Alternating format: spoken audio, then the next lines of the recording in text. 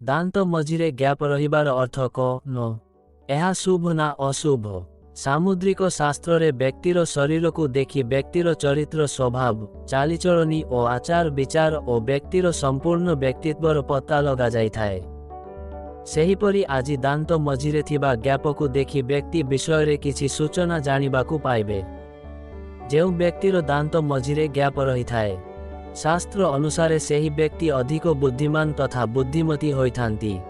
ଏହା ସହିତ ଧନବାନ ହେବାର ବହୁତ ଶୀଘ୍ର ଯୋଗ ମଧ୍ୟ ରହିଥାଏ। ଏହି ବ୍ୟକ୍ତିବିଶେଷମାନେ ଜୀବନରେ ସବୁବେଳେ ବହୁତ କିଛି ହାସଲ କରିବାକୁ ଚାହିଁଥାନ୍ତି। ସେମାନେ ସବୁବେଳେ ବଡ଼ ବଡ଼ ପଦବୀରେ ଅଧିଷ୍ଠିତ ହୋଇ ରହିବା ପାଇଁ ଇଚ୍ଛା କରିଥାନ୍ତି। ଏମାନଙ୍କର ଇଚ୍ଛା, ଆକାଂକ୍ଷା ଓ ବୁଦ୍ଧିମତ୍ତା ବଳରେ ବହୁତ ଶୀଘ୍ର ନିଜ ସ୍ୱପ୍ନକୁ ମଧ୍ୟ ପୂରଣ କରିପାରିଥାନ୍ତି। ଯେଉଁ ବ୍ୟକ୍ତିମାନଙ୍କର ଦାନ୍ତ ମଝିରେ ଗ୍ୟାପ୍ ରହିଥାଏ, ସେମାନେ ବହୁତ ଗପସପ କରିବାକୁ ପସନ୍ଦ କରିଥାନ୍ତି।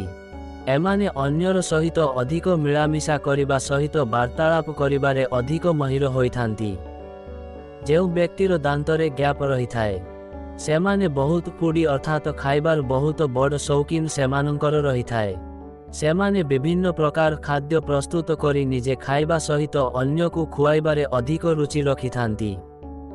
ଏହା ସହିତ ଏମାନେ ହସଖୁସି ମିଜାଜ ପ୍ରକୃତିର ହୋଇଥାନ୍ତି। କୌଣସି ପରିସ୍ଥିତିରେ ଅଧିକ ଭୟଭୀତ ନ ହୋଇ ପରିସ୍ଥିତିରେ ଶାନ୍ତିର ସହ ମୁକାବିଲା କରିଥାନ୍ତି।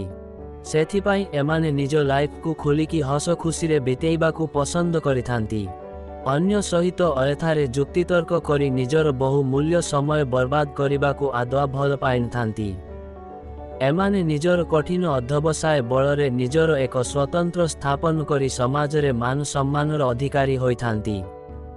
ଆର୍ଥିକ ସ୍ଥିତିରେ ସମସ୍ତଙ୍କ ଠାରୁ ଆଗୁଆ ରହିବାକୁ ସବୁବେଳେ ମନୋଭାବ ରଖିଥାନ୍ତି।